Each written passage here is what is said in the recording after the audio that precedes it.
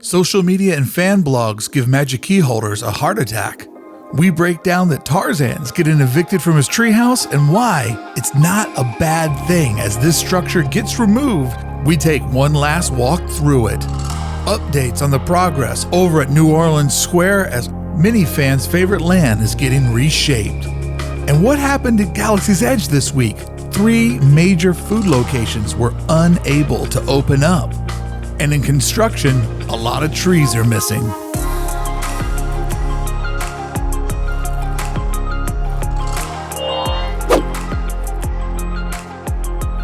Hello friends, it's your weekly update of everything new that we could find out at the Disneyland Resort. Today's video is broken up in chapters, so feel free to skip around to the parts that matter the most to you.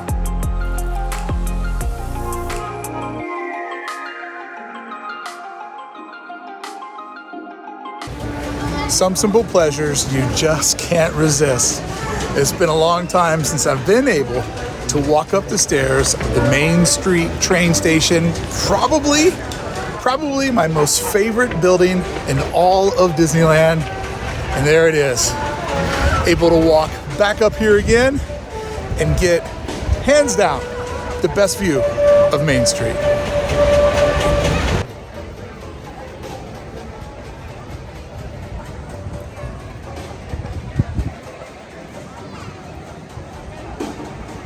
Every day, just one step closer back to where we once were.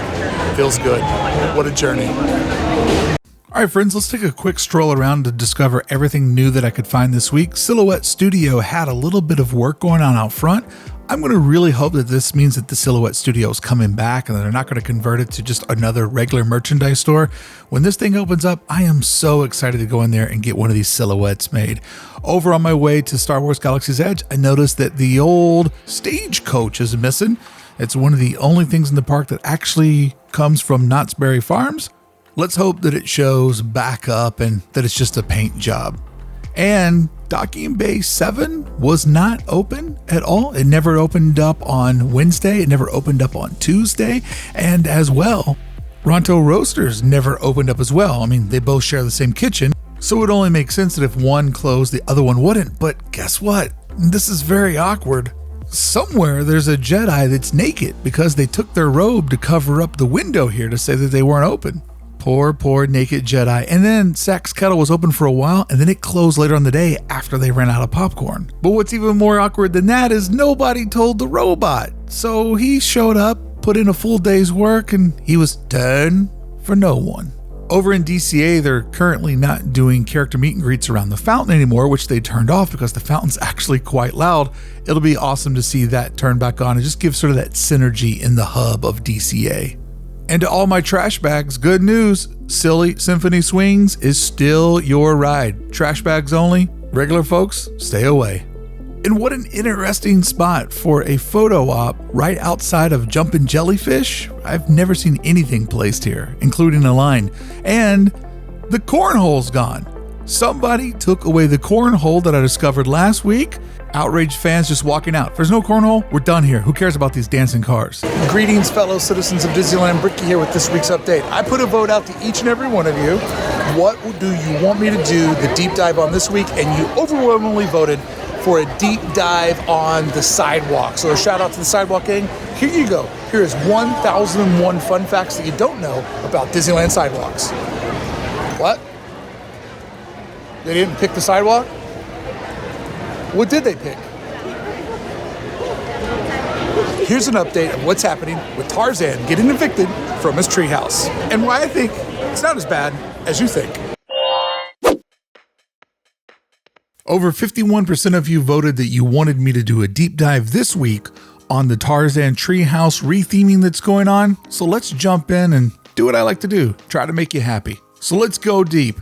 First off, what you see on the right, covered in the khaki scrims and the adjacent bridge, that is what's being removed. This is not original to the treehouse. What's being removed was constructed back in 1998 to 99. It was added to promote Tarzan, which is the 37th animated feature from Walt Disney Animation. So before you get upset, pretty far from Walt's legacy. And one of my favorite things about studying the design of the park is we always have to start with the why. Why is this being removed? And now I pause for you to make a Bob Chapek joke. And now you can see our magic arrow presented to you by Honda is showing you the area that's being removed. So let's break down why it's so important for Disney to take this out now. Ever since it was announced that Star Wars Galaxy's Edge would be taking over former backstage space, Disney has been working on trying to improve its pathways. And what we're seeing happen with the Treehouse is just an extension of what's really happening over at New Orleans Square: people flow. So when we go back overhead, show you the magic arrow presented by Honda, you get an idea that initially the Treehouse makes people take a sharp right if they want to go over the bridge. And then they also have the decision, do they want to go down below? And a fork in the road is hard for a lot of folks. And then let's just add in the Rivers of America traffic that's happening. Therefore, you have a lot of decision making happen in one space where people are looking at their phones to check in on their text messages or to see if they got that new lightning lane. Simply put, this bend in the road doesn't work for modern guests that are forced to put their face in their phones in a more crowded Disneyland where both people are bigger and there's more people on vehicles and strollers have gotten bigger. So the entire shape of everything has changed, making this bend in the road a big decision that just stops literally a lot of people in their tracks. So removing this extension of the Treehouse, which is not original, from the 1962 Swiss Family Robinson Treehouse that was created, will actually make the park better. It'll make it more efficient. And I know what you're saying, Bricky, how could removing anything make the park better? Trust me on this one, because I know if you go to the park a lot like I do, or just once in a while, you've been stopped in the black hole of Adventureland, which is like the Bermuda Triangle of Disneyland. It doesn't matter. The park could be empty and there will always be people stopped right there, backing up everything. It's people's favorite place to hang out. It's the place where people decide, let's plan our day here because it's the most congested area of the park. So now we know why it has to go away. Let's look at what we actually have to play with. Let's turn the camera around from the edge of the Pirates Overflow and turn time back to look at what it was like to exit this structure when there wasn't the Tarzan edition on it. So as we see the family from the past come around the bend here, you get an idea of just how close this actually sits to Pirates of the Caribbean, how it's a space in between Adventureland and New Orleans Square, one of those transitional phases of the park that I think could transition in either direction. So when you get off back in the past, which will soon be our future, how's that for a little time traveling? First you open up the gate and then you are rewarded with open space, up the bridge or down the valley. It's just as simple as that. And simple decision making are people that keep moving, and that's really what this is all about. So let's look at the Tarzan's Treehouse extension. We're not going to do the entire thing, but I just wanted to pull out a couple of key moments to get a better idea of how this part of the park can be reshaped. So here you can already see that there is a swell in the path. They're trying to preemptively give you the space to make up that big decision, but the big decision is often hard for people to make. So when we look at how much space is actually there to navigate people around the base of the Treehouse, you can see that it wouldn't be that hard to bring people in the former overflow for Pirates of the Caribbean. Because if the current line system for Pirates of the Caribbean is already ripped down to dirt, they're rerouting the entire thing. So this extra space that was used for overflow on busy days could actually be the cue to go into the Treehouse if they reverse the direction of going into the Treehouse. Now I know the Disneyland purists would love for this to go back to Swiss Family Treehouse. I get it and I understand why. However, even though there is a new series coming up on Disney Plus, we don't know if that series is successful or not. And right now, for the youth, this is an unknown brand. So Disney would literally only be doing this to please the old folks, which is normally not the way that it goes. Looking down here, you can see the amount of space to use a queue or to add interaction. There is a lot more room than probably what you imagine to bring people around the bottom of just one of these trees and allow them a way to get in and out without clogging up the pathways. So if the number one goal here is to get people off the main thoroughfare, I believe there is enough space already around the Treehouse to navigate people up next to Pirates and then exit right where I'm exiting without that big tree right across from you. Once again, as I'm just walking, look how many different people have to stop to be a citizen of Disneyland and yield to someone else. And I know a lot of other people really want this theme to be Encanto, but my question on that is, When have you ever seen Disney move that fast on getting a movie into the parks? Normally things have to prove themselves, prove that they can go the long haul before they actually get something put into the parks. But then again, Tarzan just kind of got thrown in too. But Tarzan is a brand or a character or an IP that goes back to your grandparents' time. So one could argue that Tarzan already had sort of a notable reputation. It was just Disney's version of Tarzan. So putting Encanto in here seems a little fast, and it also seems like it could be a little bit small for how this brand is taking off, and that they're already working on a second one. And then there's the whole Hamilton guy, right? Like everybody loves that guy. Hollywood can't be nice enough to that guy. That's why I refuse to say his name, because I want one person in this world to give that guy a hard time, because life's going too well for him right now. So I often think about what goes into parts of the park that last the long haul. And I know everything has to theoretically be associated with an IP these days. But what about taking the Treehouse and actually making it part of New Orleans Square and giving it sort of a broad Pirates theme? Not Johnny Depp, not specifically from the movies, but just a broad, like, Pirates type of layer. This is not a major attraction. Don't lie to me and tell me that you do this every time you go there. I know we all love it, we all enjoy it, but it's not a must-see part of the park. So making it more of a playground, more of an interactive area for smaller citizens of Disneyland, and tying it into one of the most famous Disneyland attractions, one of the most popular attractions of all time, right next door, the last attraction that Walt Disney himself ever got to work on. This is why I think it should go in that direction. And I promise you that the next time you come to the park and it's removed, you'll be able to navigate through there even better than you did before. So what do you say, big guy? You approve these plans? Thanks, Walt. So thank you so much for voting. This is the number one thing you wanted me to do this week's deep dive on, and let me know below. What do you think of a Pirates theme? What do you want to go there? And ultimately, what do you think about this removing the dreaded Disneyland Bermuda Triangle, the space of death? Our second story today is one that I bring to you to try to bring down your stress level and alleviate some of your fears. Yesterday on social media, there was a Magic Key holder that had contacted Disneyland and was told, please note at this time, both the Dream Key and Believe Key are sold out and currently not available for renewal. And I know a lot of people haven't been happy with their Magic Key, but people would be even more unhappy losing what they got. Which is why this type of a headline is perfect ammunition for every Disney fan's favorite heartbreak maker, Walt Disney World News Today, who dropped breaking: Disneyland Resort will not allow renewal of Dream and Believe Magic Key passes, which put a shudder through a lot of fans saying, oh no, I'm going to lose the pass that I don't really like, but I got it and I don't want to let it go. And once you actually stopped and read the article and got away from the headline, you realized that it was absent of a lot of the important information that you would want to see regarding Disneyland saying they're no longer going to renew Magic Key passes.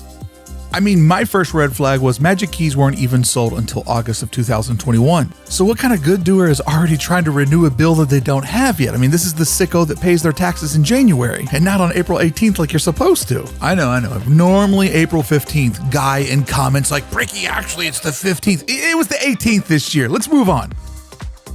So as me and the team did some investigation, we found this post over in a Facebook group that said, what was shocking and irritating to me was a convo with Magic Key Guest Services, where I was told that they are aware of about 100 Magic Key holders with an expiration date from March 1st to May 31st that would not be eligible for renewal. So when we go back to the Disney fan Widowmaker, we see breaking: Disneyland Resort will not allow renewal of Dream, Believe, and Magic Key passes, which is way more than 100 people. This is tens of thousands of people that are possibly affected by this headline, which would have been released by legitimate press sources. This is something that would have got leaked or released over to the OC Register.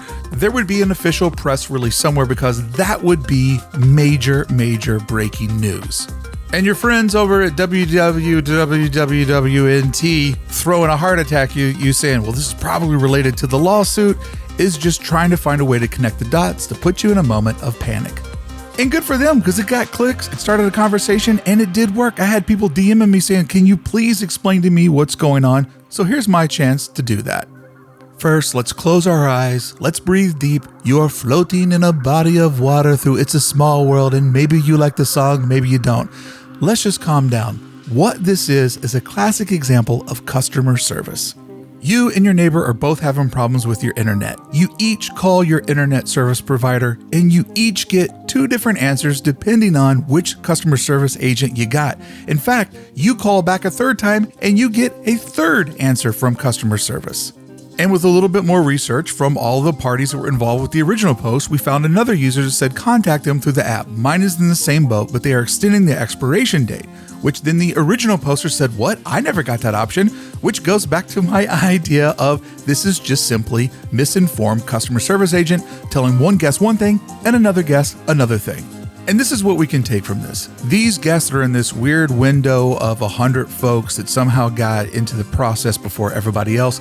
The reason why they're probably putting them on pause or just giving them a renewal to get them to catch up with everybody else in August when the Magic Keys first went on sale is there's probably going to be a price hike that's happening. And they don't want to announce the price hike early. They also don't want to give them a discount. So they'd rather just give them free days, lock them into the system with everybody else when, shocker, the prices are going to go up this year. And even though we all know that the upper 2 keys are currently sold out, let's do the math and look at what Disney has done historically in the past. When Walt Disney World's annual pass program reaches its ceiling and is sold out, they will renew passes for people that already have them. They just won't sell them to new folks, keeping their inventory at the level that they want to have as many passes that make sense for their park's operations. I would be shocked if they do not renew whatever level you're at, but I would not be shocked if this all has to do with the price hike that inevitably is coming this summer. I think the big lesson here is that when people take their concerns and worries over to social media, it tells a half story of what's happening.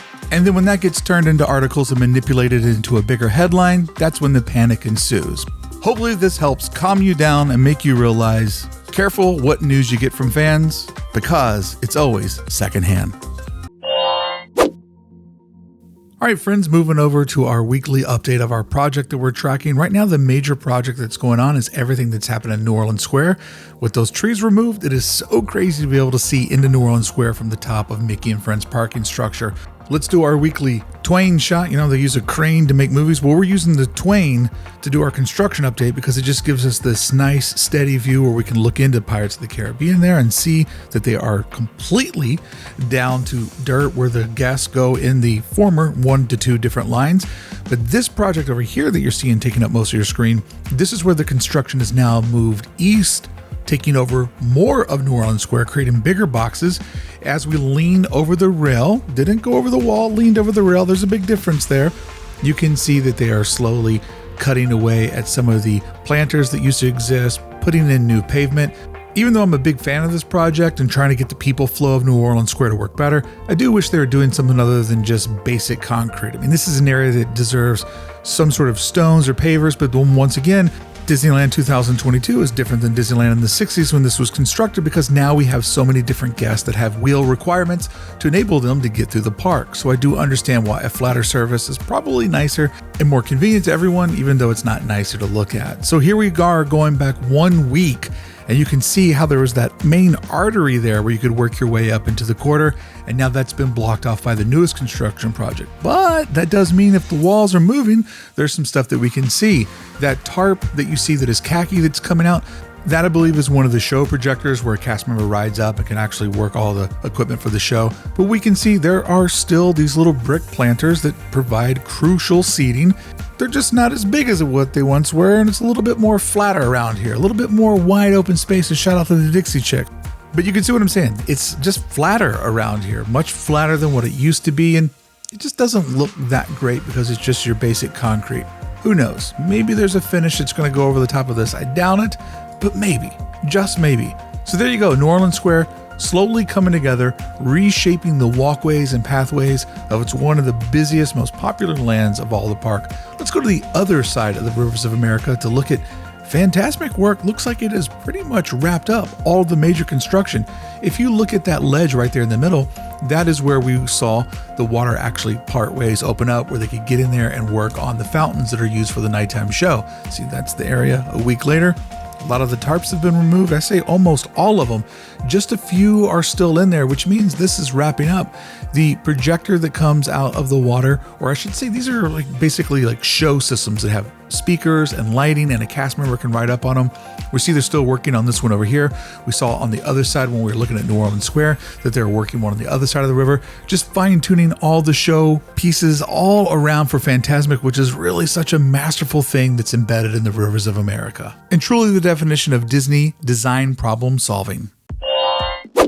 All right, friends, let's jump right into this week's construction update that's taking place on the monorail.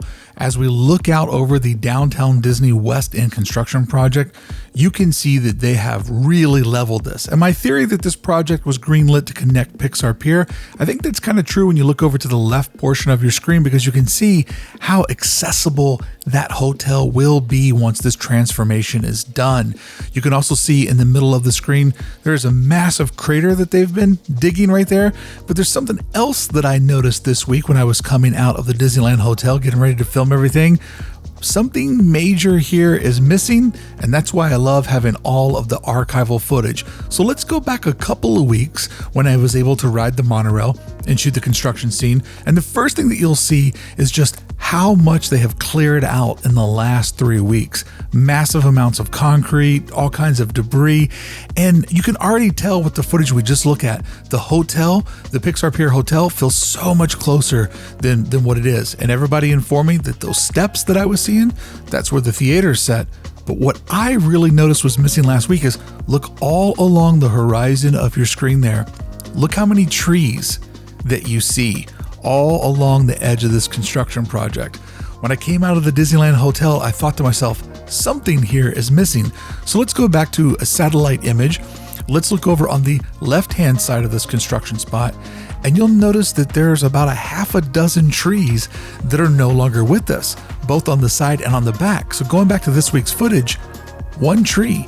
There is one tree left inside of this construction spot. This is what I saw when I came out of the Disneyland hotel. I was like, this feels very vacant, very, very open. So you know what it means. Let's go back to the archival footage and figure out exactly what has been taken out of this project.